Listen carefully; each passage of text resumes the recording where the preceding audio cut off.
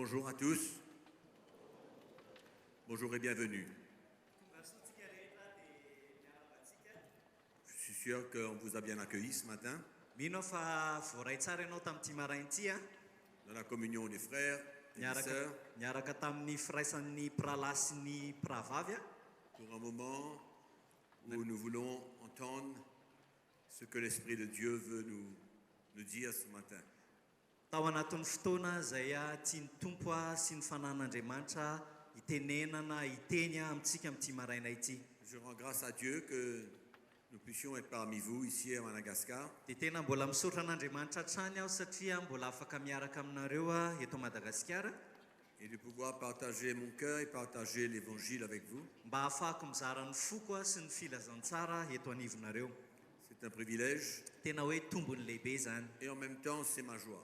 Ary fifaliako ihany koa ao anatin'izay. Ma joie de partager l'évangile. Tena hoe fifaliana ho ahy ny mizara ny filazantsara. Et de faire confiance au Seigneur. Ary atoko ny tompo. Qu'il puisse atteindre notre cœur. Mba ahafahan'ny tompo mahazo ny fotsika. Et que nous puissions ressentir son cœur aujourd'hui. Ary ahafahantsika ihany koa matsapa ny fon'Andriamanitra amin'ity fotoanandroany ity. Comme dans toutes les fois que nous entendons la parole. Isaky ny tahaka ny isaky maheno ny feon'Andriamanitra isika. Nous désirons que chaque personne ici ce matin. Dia tena maniry isika hoe tsirairay avy eto amin'ity toerana ity. Qu'importe nos connaissances, nos titres. Na inona toerana misy atsika ny titrantsika sy ny fahalalantsika. Mais que chacun puisse ressentir le cœur de Dieu. Fa aokany ny tsirairay avy samy atsapa ny fon'Andriamanitra. C'est tellement important. Satria zava-dehibe loatra izany. Et donc nous allons continuer un petit peu de là où nous sommes arrêtés hier. Dia anoy isika teo amin'izay nijanonantsika omaly motoizantsika zany. Et nous avons vu comment il y a un message que Jésus a porté à ses disciples. Dia nahita isika fa misy afatr'i Jesosy izay netiny tamin'ny mpianany. Je crois que c'est important pour nous aujourd'hui de comparer. Dia zava-dehibe ho antsika ihany koa ankehitriny no manavaka. Les messages qui sont annoncés aujourd'hui dans l'Église universelle. Ny afatra izay toriana manerana ny fiangonana maneran-tany.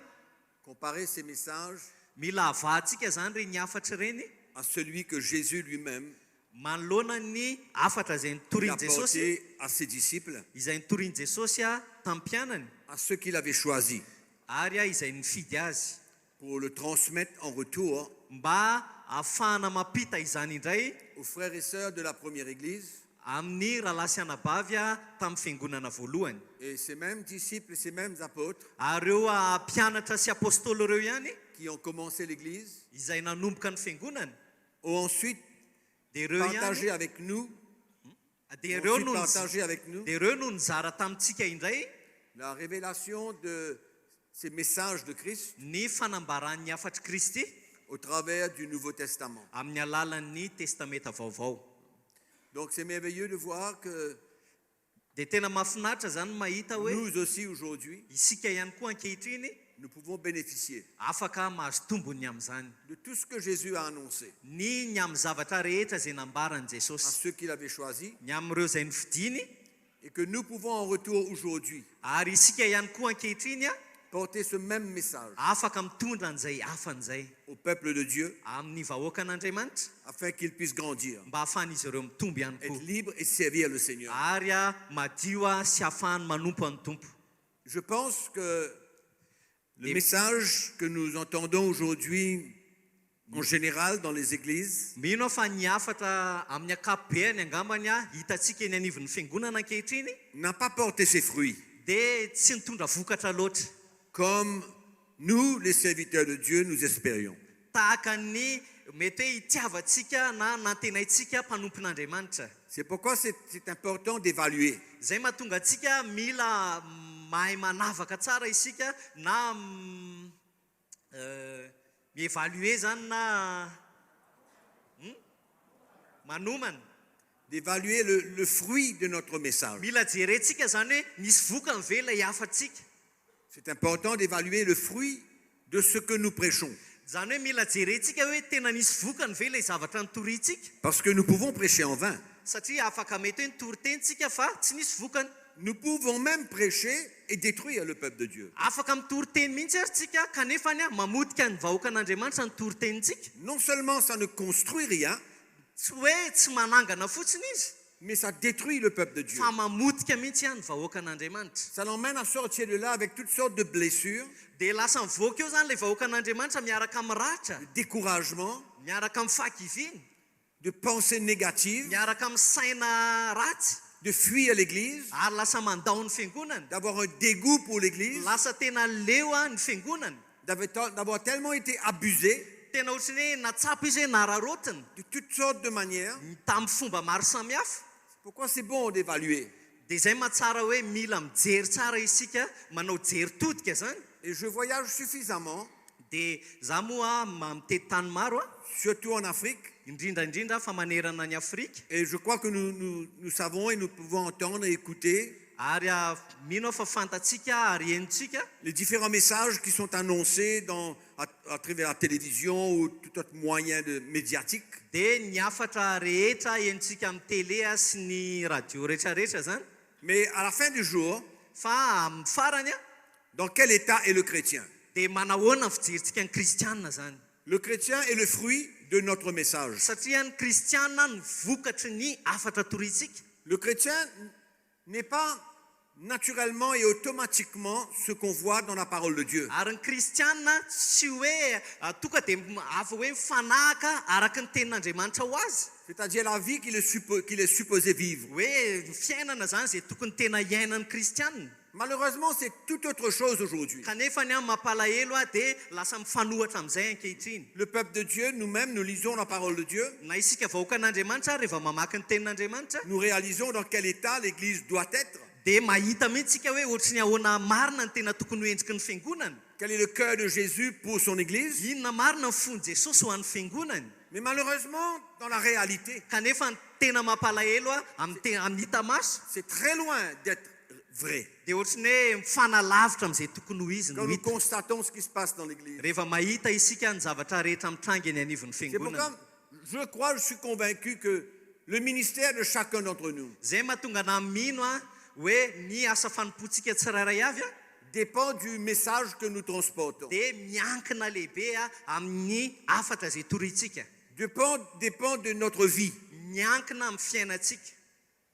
Notre vie en tant que serviteur de Dieu Ny fiainantsika zany amin'ny mampanompon'Andriamanitra antsika et le message que nous portons. ary ny afatra zay hoentintsika. Je vous ai mentionné hier Tononiko taminareo malo qu'il était important pour chacun d'entre nous d'être assuré hoe tena zava-dehibe amintsika ny mahazo antoka que tsika tsirairay avy le message que nous portons, hoe ny afatra zay que entintsika nous transmettons, sy ny apitatsika construit le peuple de Dieu. hoe manangana ny vahoakan'Andriamanitra C'est vereny. ça le plan. Satria zay ny drafitra Il n'y a aucun autre plan. tsy misy drafitra afaka ohatran'izay. Qu'est-ce que vous et moi, nous allons présenter à Dieu? Inona ary no atolontsika asianao eo anatrehan'Andriamanitra? Si ce n'est les frères et sœurs Raha tsy ireo raha lasy que anabavy nous avons enseignés, izay nampianaritsika, nous avons exhorté, nous leur avons porté l'évangile. izay nampaherezintsika sy nitondrantsika ny filazantsara.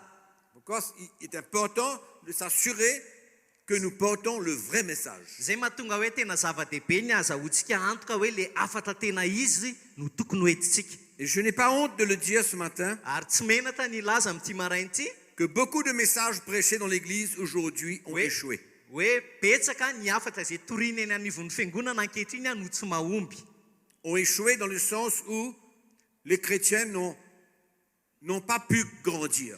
Tena hoe tsy mahomby satria nahoana satria hita amin'ny fiainan'ny kristianina hoe tsy mitombo izy. Au fait, le message de l'Église a souvent entraîné le peuple de Dieu loin du Seigneur. Ny afatra zay toriana eny anivon'ny fiangonana indraindray dia tena hoe nitarika ny kristianina analavitra an'Andriamanitra mihitsy. Et mes frères et sœurs, je voudrais que nous puissions ressentir aujourd'hui le sérieux de cela. Ary tiako tsapanao androany raha lasy anabavy ny tena hoe mamatotra ny zavatra resantsika androany. Le sérieux de parler de la part de Dieu. Hoe mazava-dehibe sy ny mamatotra hoe ianao ampiasain'Andriamanitra ho vavan'Andriamanitra. Et de venir tenir debout derrière un pupitre Ary mijoro ianao ato ambadiky ny pilipitra et de parler au peuple de Dieu de sa part. dia iresaka iresaka amin'ny vahoaka an'Andriamanitra amin'ny alalan'Andriamanitra. Parce que ce qu'on parle Satria izay peut itenentsika construire ou peut détruire. na manangana na mamotika. C'est pourquoi c'est sérieux. Zay mahatonga hoe tena resaka matotra. L'appel de Dieu, c'est sérieux. Ny antson'Andriamanitra matotra zany. Le ministère de la parole de Dieu, c'est sérieux. Ny asa fanompon'ny tenin'Andriamanitra resaka matotra zany. On ne peut pas jouer avec cela. Tsy afaka lalaovintsika izany. On ne peut pas juste être satisfait de parler n'importe quoi. Tsy hoe tokony ho afa-po fotsiny tsika satria tafateny zavatra maro. Et malheureusement, Fa nefa mampalahelo l'Église, ny fiangonana en général, amin'ny ankapobeny, que ce soit à Madagascar, que ce soit en Afrique, que ce soit partout dans le monde, na eto Madagasikara na eto any Afrika na eran'izao tontolo zao, l'Église s'est éloignée dia ny nanalavitra ny du vrai fiangonana, message de Christ ny tena afatra marin'ny Kristy. et a pris possession Dia lasa naka d'autres messages afatra hafa izy influencés par le monde et son système, izay azo mpanahy avy any amin'izao tontolo zao sy ny fomban'izao tontolo zao, influencés par l'esprit qui règne dans le monde. izay azo mpanahy ny fiangonana tamin'ny fanahy izay manjaka eny anivon'izao tontolo zao. Et nous, serviteurs de Dieu, nous avons besoin de s'assurer de départager l'Église et le monde. Ary isika mpanompon'Andriamanitra dia manana andraikitra lehibe anasaraka mihitsy ny fiangonana sy izao tontolo zao. Qu'aucun parfum du monde ne doit se faire ressentir dans l'Église. Mba tsisy anitra izao tontolo zao na kely aza hore eo anivon'ny fiangonana. Aucun parfum du monde. Tsy misy anitra na dia kely aza eny amin'izao tontolo zao. Vous vous souvenez la parole que je vous ai dit hier? Tsaroanareo ve ny teny izay niteneniko anareo malo hoe Jésus a dit, mon royaume n'est pas de ce monde. hozy izy Jesosy hoe ny fanjakako tsy aty ambony tany. L'apôtre Jean dit, n'aimez pas le monde. Ny apôstôly Jaona dia niteny aza tia izao tontolo zao. Celui qui aime le monde, l'amour du Père n'est pas en lui. Satria zay tia izao tontolo zao izy dia tsy ao anatiny fitiavana ny ray. Nous sommes les responsables Isika ny tompon'andraikitra de s'assurer qu'il n'y a aucun parfum du monde dans l'Église. no mampahazo antoka hoe tena tsisy andro izao tontolo zao tokoa ve eo anivon'ny fiangonana. Dans les différents aspects, Eo amin'ny endrika samihafa, que ce soit dans la parole, na amin'ny alalan'ny teny, dans la prédication, na amin'ny alalan'ny toriteny, dans ce que nous faisons, ny amin'ny ataontsika, dans ce que nous construisons. ny amin'ny zavatra ahoritsika. Et je crois qu'aujourd'hui, il est temps pour nous Dia mino aho hoe fotoana ankehitriny ho atsika de procéder à une élimination. tena hoe hiroso amin'izay Oups. Pas grave. Allez, je ramasse. De procéder à une élimination Tokony hiroso isika amin'ny faniliana amin'izay na fanafoanana de tout ce qui porte un parfum izay mitondra anitra qui vient de l'extérieur. izay avy any ivelany. Et c'est notre responsabilité. Dia nefa andraikitsika izany. Et quand on comprend cela, Rehefa takatsika izany on réalise le sérieux dia ho takatsika tokoa ny mahazava-dehibe sy mahamatotra d'être un prédicateur, hoe zany hoe mpitory-teny izany, d'être un serviteur de hoe Dieu, mpanompon'Andriamanitra, d'être un pasteur hoe pasteur tokoa, ou n'importe quel autre ministère que Dieu nous donne. na hoe na inona asa fanompona izay misy anao. Paul dit à Timothée, Zao ny tenin'ny Paoly amin'ny Timothée, tu as suivi de près mon enseignement. ianao izy dia tena nanaraka akaiky ny fampianarako. Tu as entendu Na tout re ce que j'ai parlé. izay rehetra nolazaiko ianao. Tu connais ce qu'il y a dans Mahafantatra mon cœur. ny foko ianao tsy ny zavatra mitranga ao anatin'ny foko. Tu l'as suivi de près. Ary ianao nanaraka an'izany akaiky. Et Paul, Dia Paoly envers Timothée, nanoloanan'ny Timoty lui a donné beaucoup d'avertissements dia nanome fampitandremana maro an'ny Timoty zany Paoly, pour que son message demeure mba ahafahany afany hitoetra mandrakariva dans la vraie doctrine de Christ. ao anatin'ny fampianarana tsisy kileman'i Kristy. C'est pourquoi nous avons besoin de retourner Zay mahatonga antsika hoe mila miverina isika au vrai message amin'ny tena afatra de Christ Kristy qu'il a porté à ses disciples izay nentiny tamin'ny mpianany et que les apôtres ont porté à l'église primitive. ary izay nentin'ny apôstôly ihany koa tamin'ny fiangonana voalohany. J'ai fait mention hier, Tononiko ihany koa malo ny tsindriko comme une introduction, tahaka ny fampidirana a un message de salut pour l'Église. hoe niafatra ho amin'ny famonjena ny fiangonana. Pas un message de salut pour être sauvé, Tsy hoe afatra mifamonjena mba ho voavonjy a, mais un message de salut pour une Église forte. fa afatry ny famonjena mba hatanjahan'ny fiangonana. Un message d'espérance Zany hoe afatry ny fanantenana vis-à-vis de tout découragement manoloana ny fakiviana zay mety isy qu'il y a au sein de l'Église aujourd'hui. izay hitantsika eny anivon'ny fiangonana ankehitriny. Un message de foi vis-à-vis de ce manque de vision. Afatry ny finoana manoloana ny tsy fahitana ny fahitan'Andriamanitra. Et quand le vrai message de Christ captive notre cœur, Ary rehefa ny afatra marin'i Kristy iny tena mahazo ny fotsika, il y a de la foi dans notre cœur, il y a de Lasa- l'espérance dans notre lasa cœur. misy finoana teraka sy fanantenana ao am-potsika. Et je crois que c'est important pour nous, Dia za mahita hoe tena zava-dehibe ho antsika, tous serviteurs de Dieu, isika mpanompon'Andriamanitra rehetra, de comprendre ny atakatra hoe le vrai message de Christ ny afatra marin'i Kristy qui va sauver l'Église izay amonjena ny fiangonana de là où elle est aujourd'hui. amin'ny toerana zay misy azy ankehitriny. Si on veut être honnête, Raha tena tia ho tsotra ao anatin'ny il fotsika n'y a isika, personne ici qui peut dire que l'Église est en forme. dia tsy misy afaka hiteny amintsika hoe ao tsara ny toerana misy ny fiangonana ankehitriny, Que l'Église est au milieu d'un réveil. hoe efa ao anatin'ny fifoazana fiangonana ankehitriny. C'est vrai, il y a des petites choses qui se passent Marina fa misy zavatra kely vitsivitsy any mitranga, parce que Jésus est fidèle. satria Andriamanitra Jesosy mahatoky, Il a un plan, manana drafitra izy il sait ce qu'il fait, ary fantany zay ataony. mais profondément dans notre cœur, chacun d'entre nous, Kanefa ny anaty lalon'ny fotsika any tsika tsirairay avy matsapa il nous faut arrêter de rêver. hoe mila mijanona tsika aoka hijanona ny nofinofitsika, Il faut admettre fa mila manaiky amin'izay isika que l'Église s'est éloignée hoe nenana lavitra ny fiangonana, du message de Jésus-Christ. ny afatry Jesosy Kristy. Les fruits le prouvent.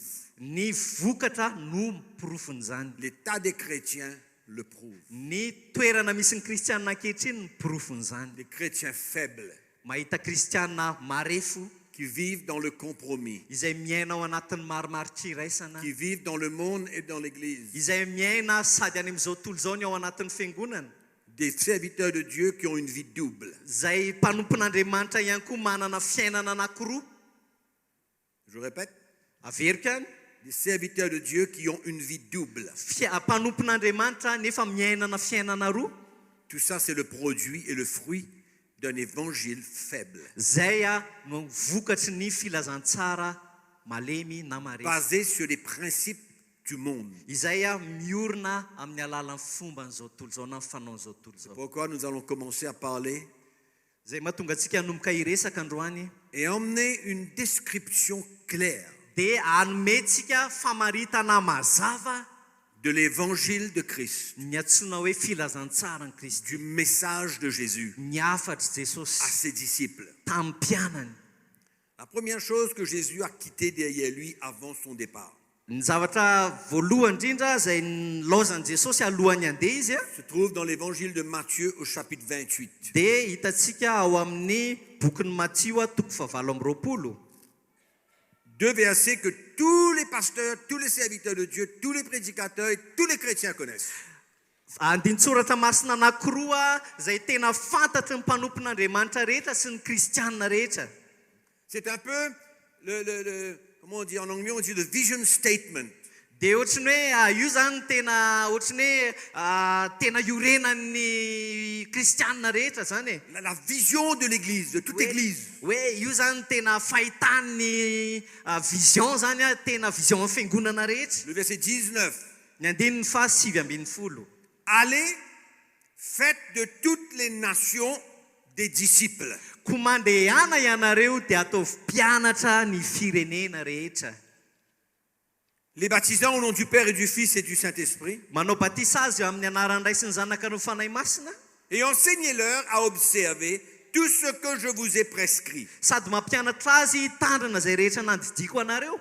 Et voici, je suis avec vous Ary indro izao momba anareo tous les jours mandrakariva jusqu'à la fin du monde. ambara-pahatonga ny fataperan'izao tontolo izao. Je ne sais pas si vous avez remarqué, Tsy haiko na tsikaritra reo quelques mots importants dans ce texte que nous avons lu. Fa misy teny vitsivitsy ao zay tena zava-dehibe tao anatin'ilay vakitsika La teo. première chose, c'est que Jésus dit allez et faites des disciples. Ny zavatra voalohany dia Jesosy ny teny hoe mandehana dia ataovy mpianatra ny firenena.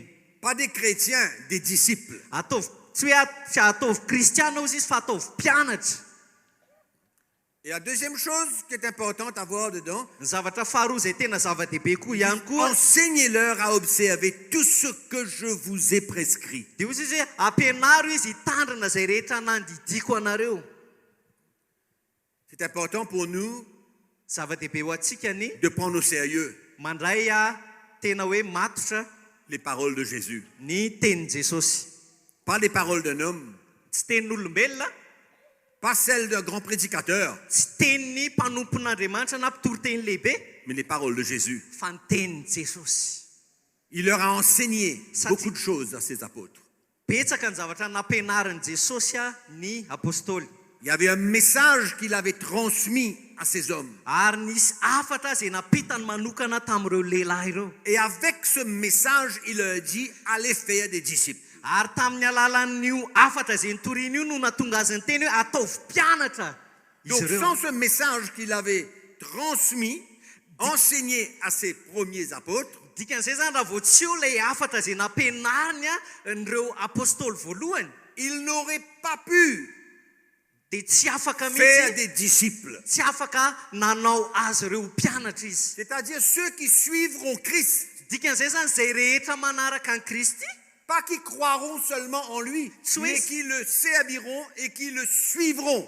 tsy hoe zay mino azy fotsiny fa zay manompo azy sy manaradia azy Allez faire des disciples. dia ataovy mpianatra izy.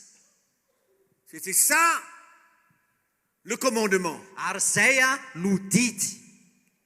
Mais est-ce que l'Église aujourd'hui Fa ny fiangonana ary ve ankehitriny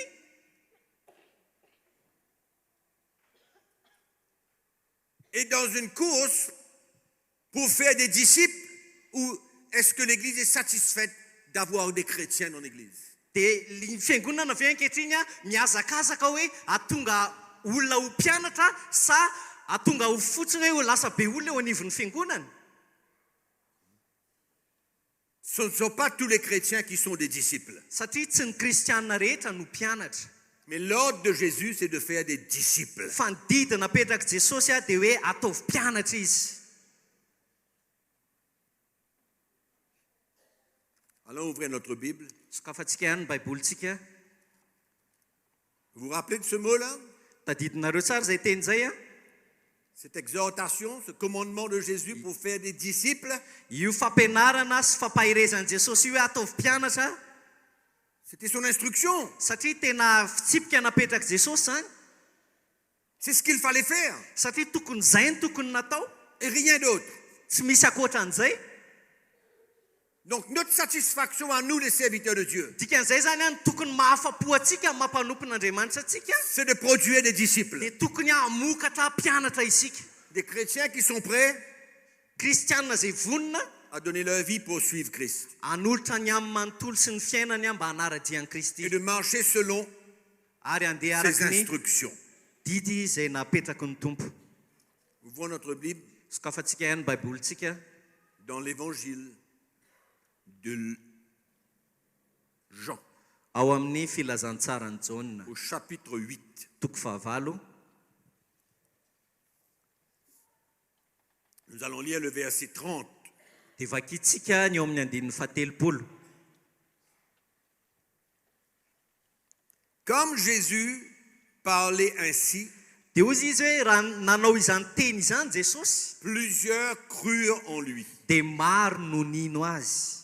Et il dit aux Juifs qui avaient cru en lui, Dia hoy Jesosy tamin'ny jiosy zay nino azy, si vous raha demeurez dans ma parole, raha maharitra amin'ny tenika ianareo vous êtes vraiment mes disciples. dia ho mpianatro tokoa. Demeurez dans sa parole. Raha maharitra amin'ny tenika ianareo. En d'autres mots, suivre ses instructions. Raha atao amin'ny teny hafa dia ozy izy hoe raha manaraka ny didy zay napetraka ianareo. Allons un petit peu en arrière dans l'évangile de Luc. dia hiverina kely any arintsika ao amin'ny filazantsarany lioka au chapitre 14. toko fa 14. Si vous demeurez dans ma parole, raha vous maharitra mitenika serez ianareo alors mes disciples. dia ho tonga mpianatra tokoa. On ne parle pas de prédicateur, on ne parle pas de pasteur, on ne parle pas d'aucun ministère, on parle d'être un disciple. Tsy miresaka isika hoe mpitory-teny na pasteur na asa fanompona fa miresaka mahakasika na mpianatra isika. Le verset 25. Andiny fa 5:20. De grandes foules faisaient route avec Jésus. Ary nisy vahoaka betsaka niaraka tamin'i Jesosy Il se retourna dia nitodika izy et leur dit, ka nanao taminy hoe grande foule vahoaka betsaka hozy izy qui le suivait. izay nanaraka azy niaraka taminy. Et à ce moment précis, dia tamin'io fotoana io mihitsy Jésus va leur dire quelque chose de très, très sérieux et important pour leur vie. dia tena niresaka zavatra sérieux na matitra zay tena zava-dehibe eo amin'ny fiainan'ireto vahoaka reto zany Jesosy. Et il leur dit au verset 26, dia hozy izy eo amin'ny andininy fa 20. si quelqu'un vient à moi raha misy manaraka ahy sans me préférer à son père, ka tsy mankahala ny rainy à sa mère, sy ny reniny à sa femme et à ses enfants, sy ny vadiny sy ny zanany à ses frères et à ses sœurs, sy ny rahalahy sy ny anabaviny et même à sa propre vie, eny ary ny ainy koa aza il ne peut être mon disciple. dia tsy azo ekena ho mpianatra izy. Il ne peut pas être mon disciple. Tsy azo ekena ho mpianatra izy S'il aime sa vie plus qu'il aime Jésus. raha misy tiany ainy mihoatra no fitiavany an Jesosy, Ou alors s'il aime sa famille plus qu'il aime Jésus. na hoe tiany ankohonana izy mihoatra no fitiavany an Jesosy, Il ne peut pas être mon disciple. dia tsy afaka ho mpianany, Il ne peut pas me suivre. tsy afaka manara-dia izy, Il n'est pas digne d'être mon tsy disciple. mendrika akory izy ho mpianatra. Et pourtant Jésus dit à ses apôtres, Kanefa Jesosy nahita tao amin'ny apôstôly vous devez aller faire des disciples. mila manao ny olona rehetra ho mpianatra ianareo. Et il continue. Dia toy izany ihany Et il dit, et quiconque na zovy ne porte pas sa croix no tsy mitondra ny azo fijaliany et ne me suit pas, ka tsy manaraka ahy il ne peut pas être mon dia disciple. tsy azo ekena ho mpianatra izy. Il ne peut pas être mon disciple. Tsy afaka ho mpianatra izy. S'il aime sa vie plus qu'il m'aime, Raha Jésus dit, raha tsy tiany fiainany loatra izy il ne peut pas être mon disciple. dia tsy afaka ho tonga mpianatra. S'il n'est pas prêt à porter sa croix, Raha tsy vonina ihany koa izy hitondra ny azo fijaliany il ne peut pas être mon disciple. dia tsy afaka ny mpianatra ihany koa izy. Oublions les pasteurs, les prédicateurs et tout ça. Andao tsika hanadina hoe pasteur sa mpitory-teny sa inona On parle d'un simple disciple. fa miresaka mpianatra tsotra fotsiny tsika ankehitriny. Et Jésus, à ce moment, Ary Jesosy tamin'io fotoana io il regarde à cette grande foule qui le suivait. dia nitodika tany amin'ilay vahoaka betsaka izay nanaradia azy izy. Et il le parle de cette manière. Dia ohatran'izao no fomba firesaka Jesosy tamin'ireo vahoaka ireo zany. En d'autres mots, il est prêt à prendre le monde disparaître. Dia ohatran'ny hoe vonona mihitsy zany Jesosy ny andray risika hoe mety handao daholo reto olona reto. Parce qu'il leur donne une condition Satria nametraka fepetra Jesosy pour continuer à le suivre. hoe mba ahafahan'izy ireo tena manaraka azy. Ils sont en train de le suivre Satria efa manaraka an Jesosy izy à ireo leur manière. fa amin'ny fombany. À leur manière. Amin'ny fombany Sans condition. tsy nisy fepetra Avec un désir fa miaraka amin'ny etaeta de recevoir quelque chose de lui à n'importe quel moment. hoe mba zavatra avy any amin'ny Jesosy amin'ny fotoana mety ilavany azy, À obtenir un miracle de lui à tout moment. hoe mba azo fahagagana avy amin'ny Jesosy amin'ny fotoana rehetra, À quitter leur maison et aller dormir dehors, sachant que Christ allait les nourrir. hoe mandao ny tranony izy fa lasa miaraka amin'ny Kristy any ivelany satria mananteny izy hoe Kristy no hamonjy azy ireo na hamoky azy.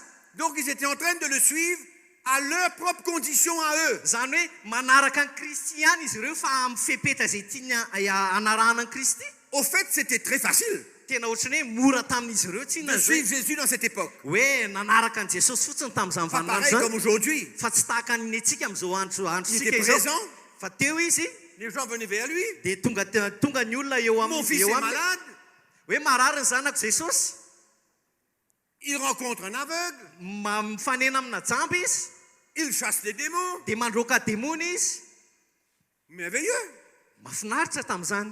J'étais content de suivre Jésus comme cela. dia tena nafinaritra ny fahitandry zareo an Jesosy tamin'izany. Mais au fait, si on comprend ce message de Christ, Kanefa raha takatsika tsara io afatry Kristy il io leur dit désormais, dia ozy izy hoe manomboka eto amin'izay pendant ce temps, vous m'avez suivi nandritra ny fotoana rehetra izay nanarahanareo et je dia vous ai permis de me suivre dia navelako tokoa ianareo nanaraka parce que j'avais l'intention de vous bénir. satria za tena tao am-poko ny tahanareo J'avais l'intention de manifester la fidélité, la miséricorde et l'amour de mon Père. satria tena tao am-poko a ny aneho aminareo fitiavany ray sy ny famindrapony ray Je vous ai fait du bien.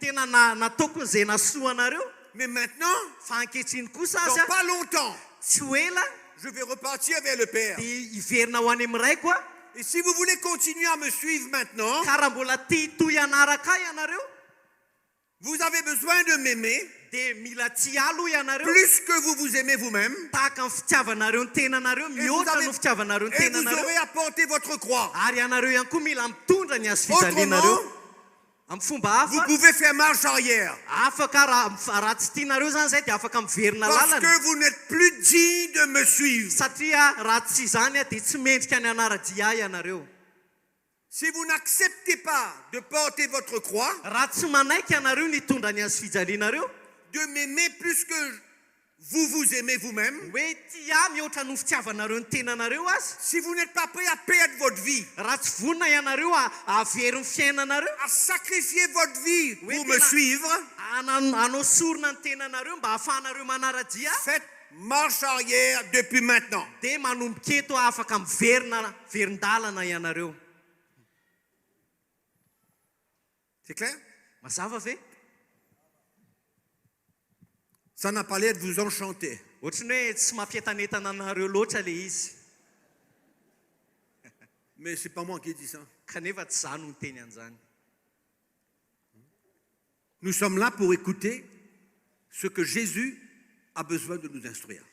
tonga etontsika mba hiaino a ny zavatra zay a andidiny Jesosy atsika Nous ne sommes pas là pour écouter quelqu'un. tsy tonga etontsika hiain'olombelona akory Nous sommes là pour écouter ce que Jésus fa a tonga parlé et a instruit et a demandé à ses disciples. fa tonga etontsika hiaino a zay a zavatra nitakiany Jesosy a sy nampianarin' Jesosy a sy nandidiny Jesosy ny mpianatra Et Jésus n'a pas changé d'idée aujourd'hui. ary Jesosy a tsy nanova ny fomba fijery na dia ankehitriny azy Il n'a pas changé de méthode pour devenir un disciple. tsy nanova fomba Jesosy hoe fomba hafa indray ahafahana lasa tonga mpianatra Le monde change de théorie et de méthode. ny zao tontolo zao no afaka miovaova ny fomba fanaony Le Seigneur Jésus n'a jamais changé et ne changera jamais.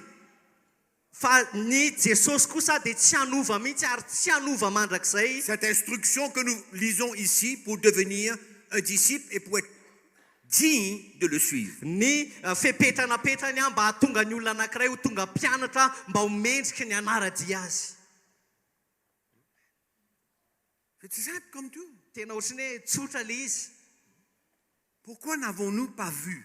fa nahoantsika no tsy nahita an'io hatramin'izay Qu'importe la raison pourquoi.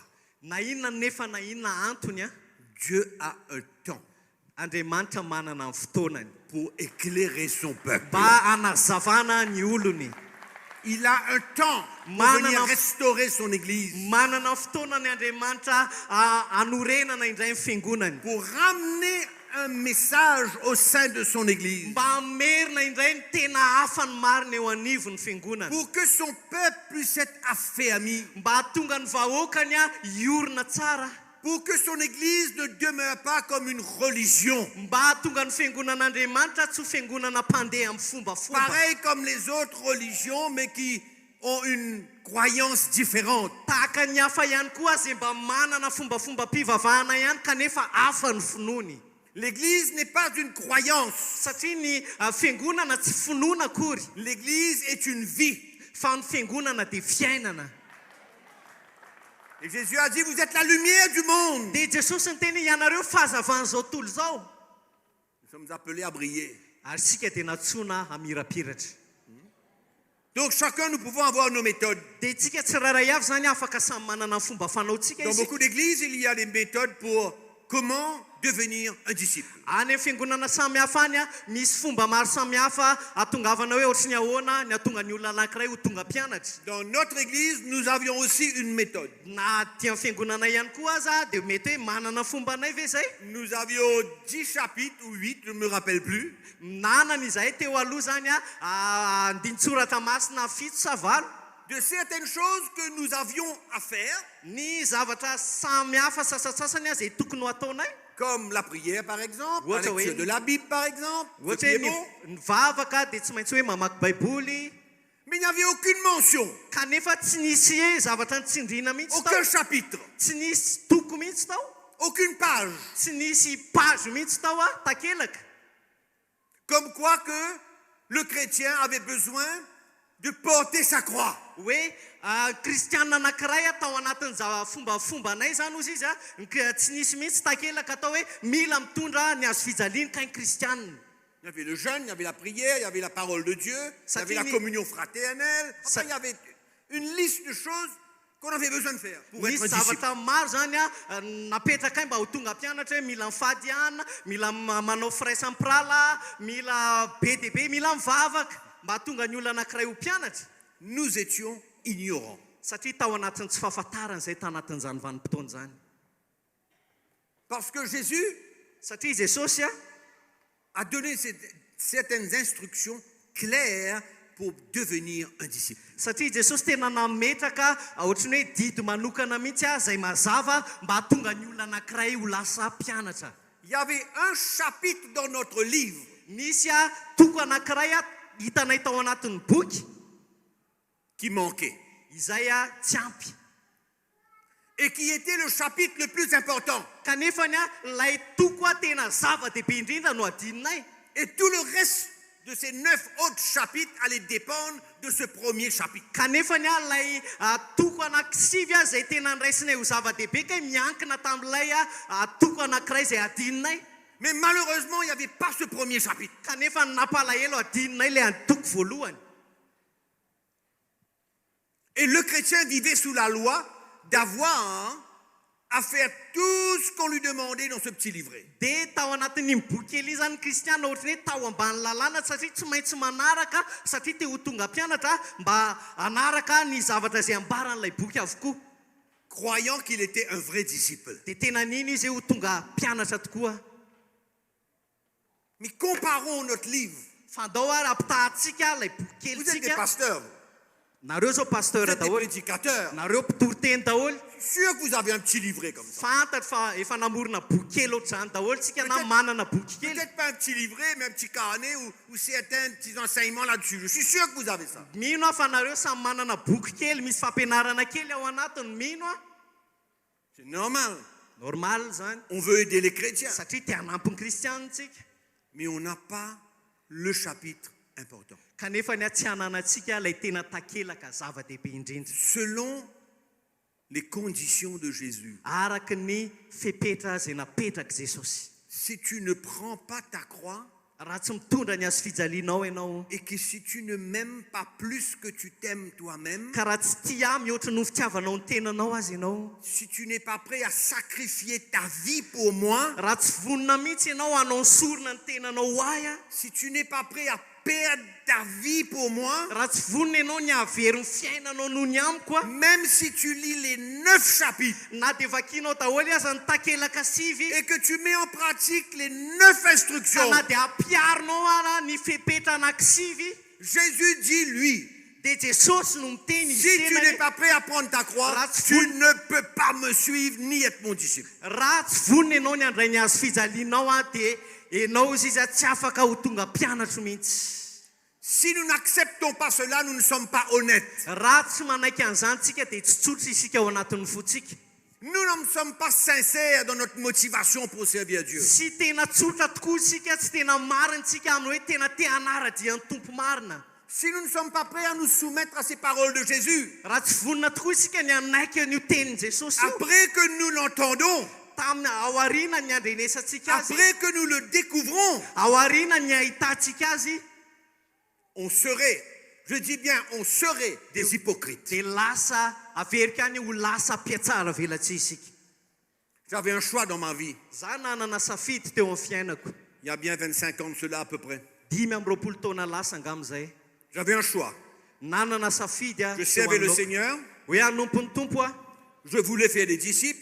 Tia hanao ny olona ho tonga mpianatra aho. Nous, dans l'église, avec tous les anciens, on avait notre petit livret. Zay a niaraka tamin'ny pasteur maro na olona maro teo anivon'ny fiangonanay a. Mais Samy nanana boky keliny avy. Mais malheureusement, les fruits qui existaient dans l'église Kanefa mampalahelo ny vokatra hita teo anivon'ny fiangonana. n'étaient pas vraiment ce que la parole de Dieu montrait. De tsy tena mifanaraka loatra araka an'izay ambara ny tenin'Andriamanitra. Il y avait des conflits, il y avait des bagarres, il y avait des familles brisées, il y avait des couples qui se séparaient.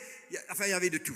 Nisy zavatra maro nitranga nisy ady a, nisy fisaraha-panambadiana teo anivon'ny mpivady a, nisy ady teo anivon'ny fiangonana, nisy ny zavatra rehetra. Il y avait des conflits au sein de l'autorité de l'église. Nisy ady a teo anivon'ny fahefana mihitsy aza teo anivon'ny fiangonana. Le leadership, chacun avait sa vision. Ny ireo mpitarika samy hafa teo amin'ny fiangonana samy manana ny vision-any. Donc, division.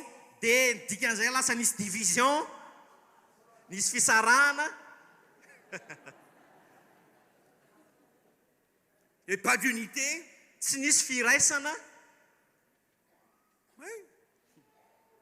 Et j'avais un choix quand l'Esprit du Seigneur m'a commencé à m'éclairer un tout petit peu là-dessus. Tena nanana safidy a rehefa nanomboka nana zavakely a makasika an'ito ny fanahin'Andriamanitra. Parce que j'étais comme beaucoup peut-être d'entre vous et beaucoup de pasteurs aujourd'hui. Satria tena mety hoe nitovy mihitsy toerana nisy ny pasteur zay eto amin'ny ivontsika sy ny pasteur tany ivelany ihany koa. Avec des questions Nisy fanontaniana mipetraka sans réponse. zay tsy voavaly mihitsy. Des problèmes Nisy olana sans solution. tsy nisy vahaolana. Découragés, Kivy finis, tena resy tanteraka. fatigués avec ce qui se passait dans l'église. Reraka ny amin'ny zavatra zay misy eo anivon'ny fiangonana. Mais le Seigneur, dans sa grâce, Kanefa ny tompo noho ny amin'ny fahasoavany m'a éclairé pour montrer où était le vrai problème. de nanazava izy ka naneho aho hoe aiza ho aiza ny tena olana marina. Mon petit livret, Ny boky kely zay nananako, mon petit livret ilay boky kely zay nananako n'a pas pu sauver l'église. tsy afaka namonjy ny fiangonana. De division, de problèmes, de bagarres, de conflits, de séparation. Satria nisy fisarahana, nisy ady a, nisy tolona mafy tao, De mélange avec le monde. nisy fifangarona amin'izao tontolo zao, De conflits avec ma femme. miady zay mivady. Mon petit livret n'a pas pu. De ilay boky kely tsy afaka namonjy a. Et là, le Seigneur a commencé à m'éclairer pour me dire, il y a un chapitre qui monte dans ton livret. De teo ny tompo amin'izay nanazava hoe misy andininy tsy ampy eo amin'ny boky kelinao a. Et ton livret va avoir beaucoup de valeur. Ary a raha ao anatin'io boky kely io lay andininy a de lasa hisy lanjany amin'izay ny boky kelinao Le iny. moment que tu ajoutes ce passage à ton livret, Amin'ny fotoana anankiray anampianao an'io andininy io ao anatin'ilay boky kelinao. mais ça m'a fait peur. Fa tena natahotra. Peur. Natahotra. Pourquoi? Satria naninona? Parce que j'avais commencé à comprendre Satria nanomboka takatra hoe que ma vie allait être bien dure. ny fiainako a de hoe mafy. Parce que quand on parle de la croix, Satria rehefa miresaka mahakasika ny azo fijaliana on parle d'une souffrance, de miresaka koa zany a fijaliana, on parle d'une mort, de miresaka fahafatesana, mais on parle aussi d'une résurrection. fa miresaka ihany koa nefa zany amin'ny fitsanganana. J'ai eu franchement peur Tena marina fa tena natahotra. parce que c'était bon dans le mouvement qu'on faisait. Satria tena nafinaritra ny zavatra nisy ho fihetsiketsehana nisy tamin'izany. Pareil comme cette foule qui suivait Jésus. Tena mitovy amin'ireo vahoaka betsaka zay nanaradian'i Jesosy. Ils s'amusaient bien. Tena falifaly mihitsy izy ireo. Jésus était quand même à l'œuvre. Satria Jesosy ne nahaizana zany aza ny asa e. Il y avait quand même certains fruits. Satria nahita vokatra ihany tsika nahaizana Mais zany il aza. a fait des choses qui étaient inacceptables Fa nanao zavatra zay mety tsy azo ekena mihitsy. pour vraiment continuer à le servir. Mba ahafahana tena hoe manompo azy marina. Comment peut-on servir Dieu troublé?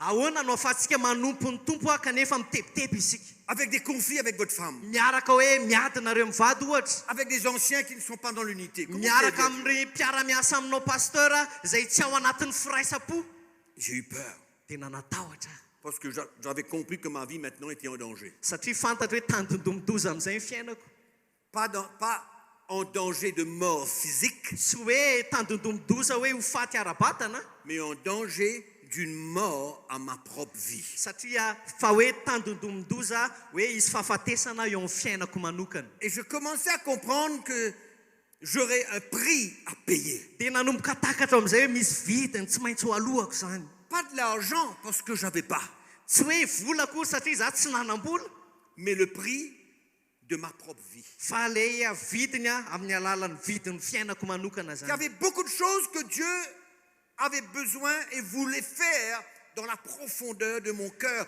que je cachais. nisy zavatra izay nafengo tany anaty lalon'ny foko tany izay tian'andriamanitra niasana tamin'izany Qui était là existant en moi. izay tao anatiko ary nitoetra tao amiko Mais le ministère étouffait tout cela. kanefa ny asa fanompoana dia ohatrany hoe nanepitra zany ilay zavatra niafina tao amiko L'évangélisation, la prédication, prier pour les gens. satria hoe tsy maintsy mitory filazantsara mivavaka ho an'ny olona tsy maintsy mitory teny C'était bien.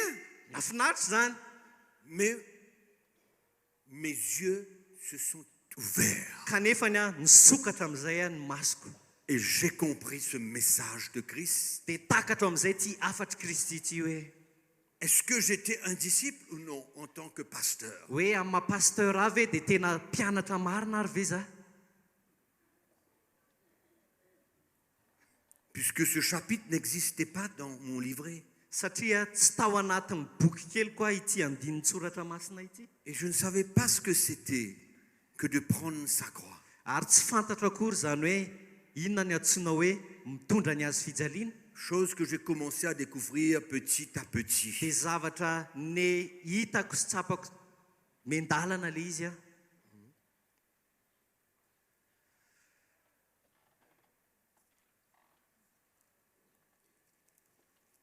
Ouvrez votre Bible avec moi, je vais ajouter un petit morceau, juste pour rendre ça un petit peu plus clair dans ce que je vous ai communiqué. sokafa ny baibolinao dia Dans l'évangile de Matthieu, chapitre 16, verset 25.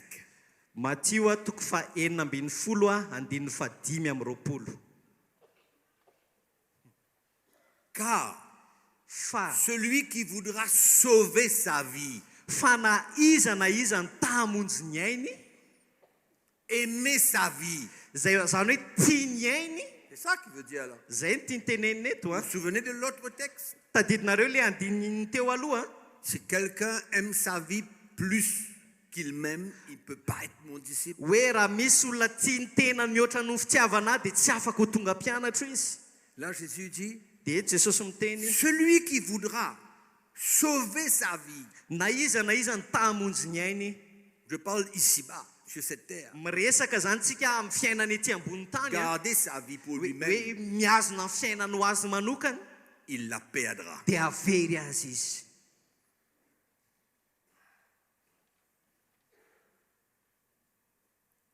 Mais celui qui la perdra fa na iza kosa na iza no avery ny ainy à cause de moi, no ny amiko il la trouvera. dia azo izany Amen. amen Voyez comment c'est clair? hitanareo ve hoe mazava be le izy Si chacun de nous sommes honnêtes ce matin, c'est clair. raha tena tsotra ao am-potsika le izy dia mazava amintsika L'Esprit zany de Dieu a besoin de nous éclairer. fa ny fanan'andriamanitra mila manazava atsika Ce message a besoin d'être clair, clair, ary clair. mila mazava tena mazava amintsika io afatra io Si on veut avancer, raha te handroso isika si on veut retrouver la vie, raha te ahazo ny fiainana indray isika si on veut sauver le peuple de Dieu, raha te hamonjy ny vahoaka an'andriamanitra isika ce message doit devenir clair dans notre cœur. dia tokony hazava ao anatin'ny saintsika io afatra io Clair, clair, clair dans notre cœur. tena mazava ao am-potsika C'est pourquoi je veux passer du temps zay mahatonga na tena ohatrany hoe à vous tsindrina montrer ces paroles de Christ. ampiseho anareo an'ireo tenin'ny kristy ireo Je ne veux pas juste mentionner quelque chose. tsy te hanambara zavatra fotsiny Mais Jésus lui-même fa Jesosy tenany mihitsy et les aza premiers apôtres vont nous expliquer ce message. dia na ny apôstôly voalohany a dia mbola afaka anazava ihany koa n'io afatra io.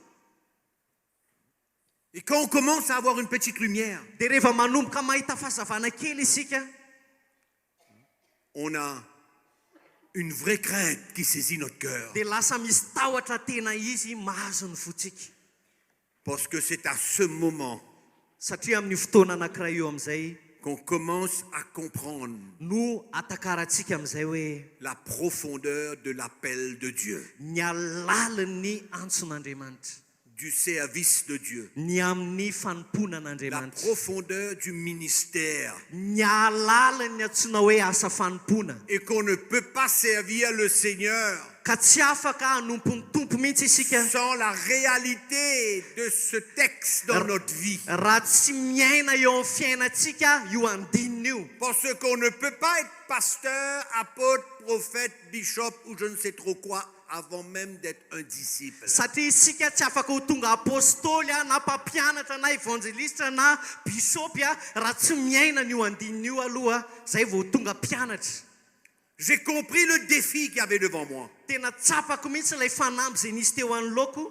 J'ai compris que ça allait me coûter beaucoup. Tsapako mihitsy hoe tena isy vidiny lafo mihitsy ho alohako a. Parce que c'est ce que la croix représente. Satria zay no ambarany azo fijaliana. Oui. Jésus a dit à son Père que cette coupe s'éloigne de moi. Jesosy ao dia niteny tamin'iray mihitsy hoe raha sitraka ao dia sory amiko ty kapoaka ty. Il était face à la croix. Satria C'était le tena moment. manoloana ny azo fijaliana izy. Mais il dit, Seigneur, Père, Kanefa izy niteny hoe raha eo, non pas ma volonté, aoka tsy ny sitrapoko no atao mais ta volonté. fa ny anao. Quand un homme de Dieu Rehefa lehilahin'Andriamanitra iray saisit ce texte, matakatra n'ity andininy ity il n'a pas le droit dia tsy manana zo mihitsy izy de fuir. ny hitsaoka. Tant que tu ne connais pas, Raha mbola tsy fantatrao io a, plus de 12 ans de ministère, je ne savais pas. nandritra ny 12 taona tao anatin'ny asa fanompoana tsy nafantatra an'io. Pourtant, je lisais la Bible, Kanefa za namaky baiboly je any traversais sur ce texte, dia nandalovako mihitsy ary io andininy io. mais ça ne me parlait pas, ça ne me disait rien. Kanefa tsy niteninina amiko mihitsy le izy tamin'izany. Mais comme vous, Fa tahaka anareo, comme vous aujourd'hui, tahaka anareo kosa il y ankehitriny avait amin'izay. un moment pour moi Satria nisy fotoana anankiray no de manotompo ahy. rencontrer Jésus de sa parole Tena hoe nionako tamin'i Jesosy sy ny et teniny de comprendre ce texte. dia natakatra n'io teny io sy andininy io. C'était mon moment. Satria tena fotoanako tamin'izany vaninandro zany. J'avais un choix. Nanana safidy teo anoloko. Seigneur, Tompo, c'est trop pour moi. fotoanako androany. Je ne peux pas. Tsy vitako intsony. Je réalise que ça va me coûter cher. Fantatro tompo fa tena isy vidiny lafo alohako ao anatin'izany a. Je réalise que ça va me déshabiller. Fantatro tompo fa tena ampitanjaka anahy mihitsy azy zany. Je réalise qu'il y a beaucoup de choses en moi que je ne pourrai plus permettre. Fantatro tompo fa misy zavatra betsaka tsy afaka avelako hitranga ntsony eto amiko. Ou alors, Na Seigneur, tompo, accorde-moi la grâce tena anehoany fahasoavanao aho. de vivre ce que tu me demandes. Afaka hiaina zay takinao amiko. C'est pourquoi non pas ma volonté, Zay hoe aoka tsy ny sitrapoko no Mais ta atao volonté. fa ny sitraponao. non pas ma Tsy volonté, ny sitrapoko no atao mais ta fa ny volonté. sitraponao. Quand on lit ce texte Rehefa mamaky an'io andinina io isika, de Jésus, zay Jesosy ny laza azy.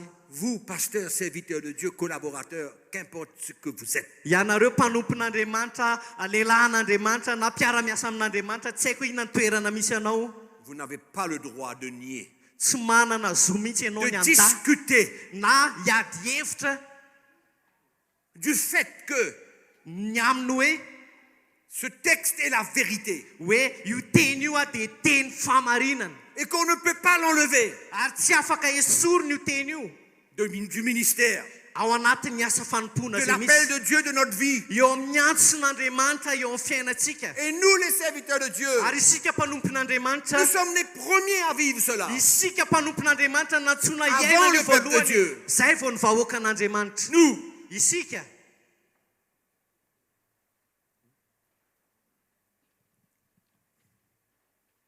Oui, zany mihitsy c'est le défi, tena fanamby zany le choix safidy de continuer à me battre, hoe hitohitolona amin'ny fiainako ve a ne pas avancer.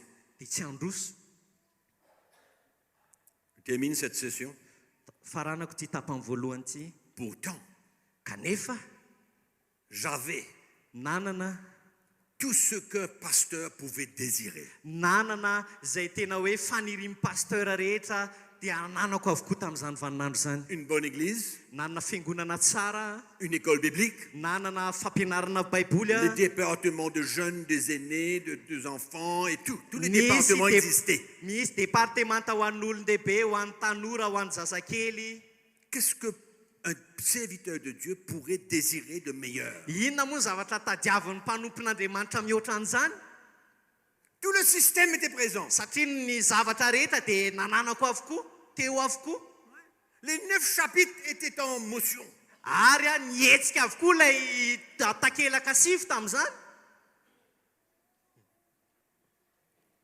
Et quand le choix est venu, fa rehefa tonga amin'izay ilay fotoana hisafidianana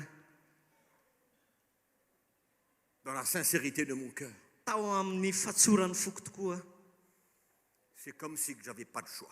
dia ohatry ny tena natsapa hoe tsy manatsafidy akoatran'izay a Ma chair me disait, nofoko dia niteny tamiko hoe non, non, il y a d'autres passages dont tu peux te servir pour servir Dieu. hoe misy andininy hafa raha nga ahafahanao manompo an'andriamanitra amin'ny fomba hafa Tu pourras te reposer sur tout ce que tu as été enseigné à l'école biblique. afaka iankinanao avokoa izay rehetra nampianarinanao tany amin'ny fampianarana baiboly a Sers-toi de ton certificat de révérend. tena hoe ampiasao mihitsy ary ny sertifika miboritra marévéran anao De l'autre côté, fa eo anilan'izay il y avait l'Esprit de Dieu. misy ny fanahin'andriamanitra ihany koa Et par sa grâce, kanefa noho ny fahasoavany je peux dire merci à Jésus. dia afaka miteny misaotra anao a jesosy Il m'a sauvé satria namonjy ahy ianao d'un divorce probable, ny amin'ny fisaraha-panambadiana zay efa handalana d'une église détruite, tamin'ny fiangonana zay efa ho potika miandalana des familles séparées, ny ankohonana zay manomboka misaraka des jeunes dans la drogue ary a ny tanora zay tao anatin'ny rongony et des chrétiens en prison. ary a kristianina zay nigadra C'est un message de salut. fa afatry ny famonjena Un izany. message de salut pour l'église. afatry ny famonjena ho an'ny Un fiangonana message zany d'espérance pour l'église. afatry ny fanantenana ho an'ny Un fiangonana message de foi pour le peuple de Dieu. afatry ny finoana ho an'ny vahoaka an'andriamanitra Alléluia. alleluia Personne ne peut fuir. tsy misy afaka hitsaoka an'izany Tu es là, matoeto ianao tu as le droit de fuir par cette porte-là. afaka mitsoka ianao amin'n'itsy varavarana itsy Tu as le droit. manana zo hitsoka J'avais la ianao possibilité de le faire pareillement. za koa nanana fahafahana hitsoka tamin'izany Mais n'écoute pas ta chair. fa aoka tsy hainy nofinao ianao androany Écoute la voix de fa l'Esprit. eno ny feon'ny fanahy masin'andriamanitra Écoute le témoignage du Saint-Esprit dans ton cœur. enoy ny fijoroana vavolombelon'ny fanahy masina zay miteny ao am-ponao Qu'importe si ça renverse tous tes raisonnements. na dia ampitsomba ditaka ny fahalalanao azy izany Qu'importe si ça bouleverse tout ton enseignement. na dia ampitsombadika ny fampianaranao rehetra azy izany C'est la vérité. fahamarinany zany Jésus a dit. jesosy no nilaza azy Personne n'a dit ça. tsisy olona hafa ny teny an'io Jésus-Christ a fa dit ça. jesosy kristy no niteny an'io Alléluia. halleluia Allons se lever, on va prier le Seigneur. mbô tsika hiara Un hitsangana petit dia break. hivavaka tsika ao anatin'ny fotoana foy a